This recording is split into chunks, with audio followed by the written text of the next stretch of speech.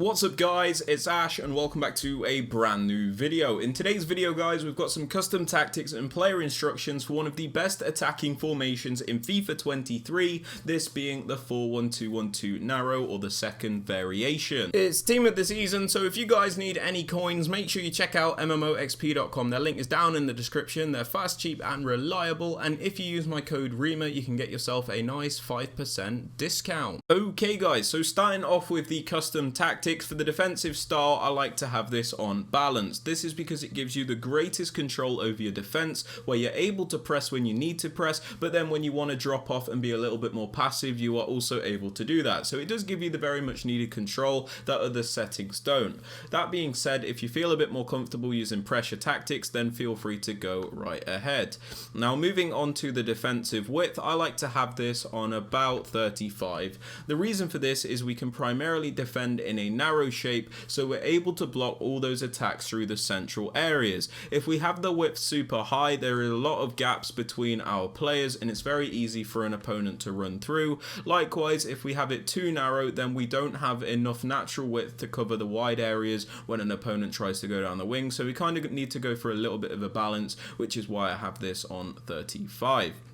Now moving on to the depth, I like to have this at the moment on about 45. The reason for this is I used to have it a little bit higher, well quite a bit higher, but I was getting through-balled way too much, especially with all these new overpowered attacking cards, so I've just lowered this to 45 to prevent us from getting through-balled all the time. I don't like putting the depth any lower than this though, because I feel like we get pinned back way too much and it's just not too beneficial for us. We're just always inviting pressure, so by having it on 45 we do stop a lot of the through balls, but we're not constantly too far back either. Now moving on to build up play guys, I like to have this on balance. The reason for this is it gives us the most control when we are building up the play, so we're able to play quickly when we want to play quickly, we're able to slow it down when we want to slow it down, we're not forced into a certain style. If we use something like fast build up for example, it's very one-dimensional. You always have to play quickly because of the way your players move, so I like to go on balance because it's way less restricted and you just get a lot more freedom with it.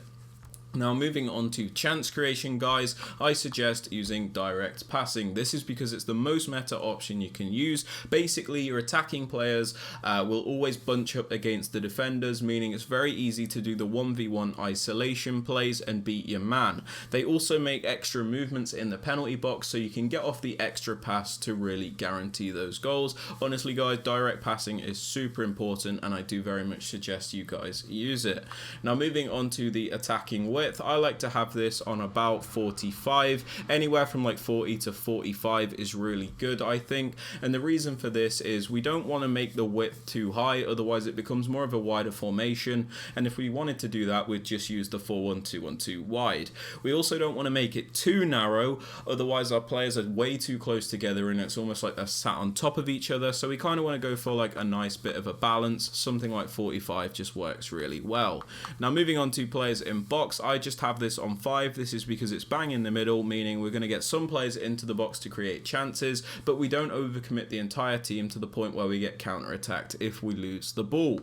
As for corners and free kicks, I have these both on 1 because there is a corner kick routine that I use which requires both of these to be on 1. Link to that in the top right hand corner of the screen. Now moving on to the players you want to use guys, in the 2 striker positions I suggest going for a balance between the 2 players. So what I like to do is I like to have a creative player on one side, this being Kai Havertz, and then a more finisher poacher player on the other side. This is so we can switch up the attacks a little bit and get a lot more variety. If we just use like 2 finisher players, we're like stuck in a one-dimensional way where we always just have to play like through balls and crosses because they can't really do anything else. Having a creative player allows you to do a lot more in the attack and be a lot more creative basically, which is super important against those better players.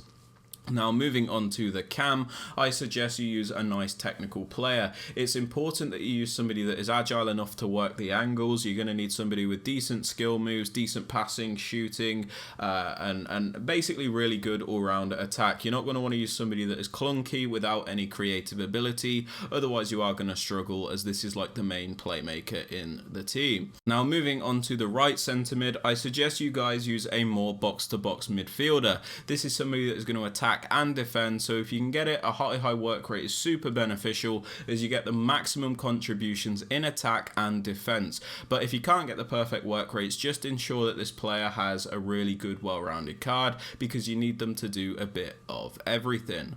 Moving on to the CDM, guys, you're going to want to use a nice defensive player. This is somebody that's going to stay back, break up the play, and really add that defensive security for you. You're going to want somebody with a medium high work rate if you can get it, as you get the maximum contributions in defense and they're not too bothered about going forward. Moving on to the left center mid, you're going to want to use an actual attacking player. This is because this player is not going to play as a center mid in game. This will make more sense in the player instructions, so you don't have to worry about them being super good defensively, which is why you can just use an out and out attacker. So just use a really good attacker in this position, somebody with a lot of pace and maybe some really good dribbling stats. So I'm just using Saka here, for example. Moving on to the left back and the right back, I like to go for a balance between the two. So in the left back position, I have Roberto Carlos, who's a little bit more attacking minded. This is somebody that's going to go forward for us and contribute on the attack. And then in the right back position, I've got Cafu, who's a little bit more defensively sound, but maybe lacks that attacking ability. I do suggest having at least one attacking fullback in this formation, because again, the player instructions will explain this. As for the centre backs and the keeper, these just need to be as good as you can get them. There's not too much to say about them. Now, moving on to the player instructions, guys, on both strikers, I like to have them on stay central and mixed attack.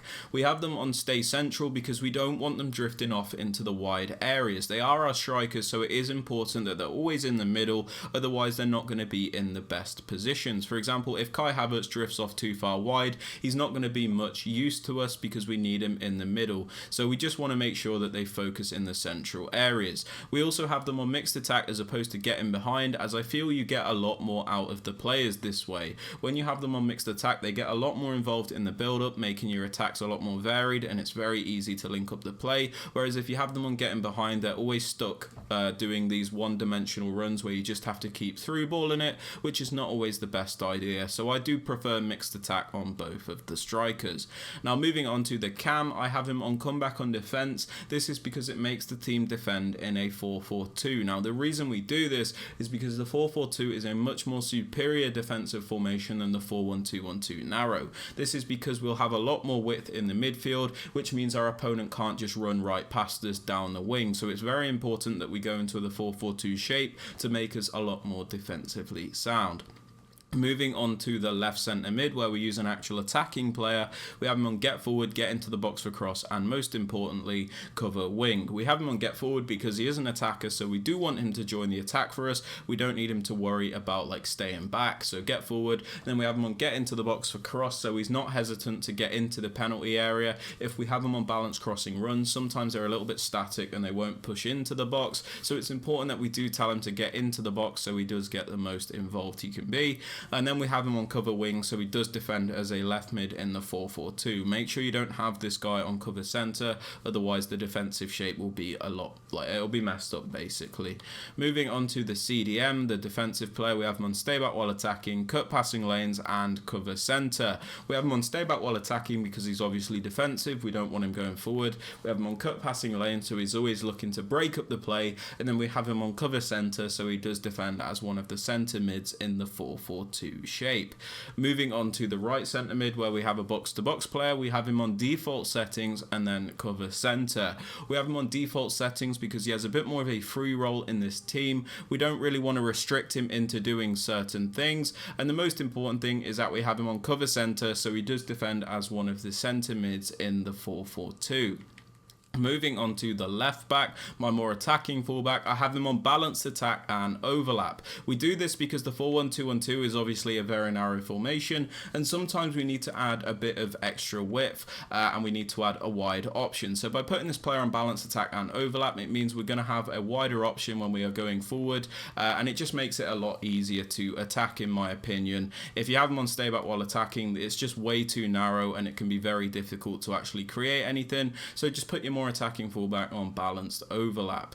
Moving on to the right back, I have him on stay back while attacking and overlap. We have him on stay back, so we've always at least got 3 defenders back, and then we've got him on the overlap run type, so if we do trigger a run with him with L1, he'll make the overlapping runs to add extra width. As for the centre backs and the goalkeeper, I have them on default settings and I do not touch them. But yeah guys, they're my custom tactics and player instructions for the 4-1-2-1-2. If you have enjoyed or found it useful, I'd very much appreciate it if you could drop this a thumbs up, subscribe to the channel if you are new, and don't forget to turn on notifications so you are notified when a video is posted. And with all that aside guys, I hope you have a great rest of your day, and I'll catch you all in the next one. Peace.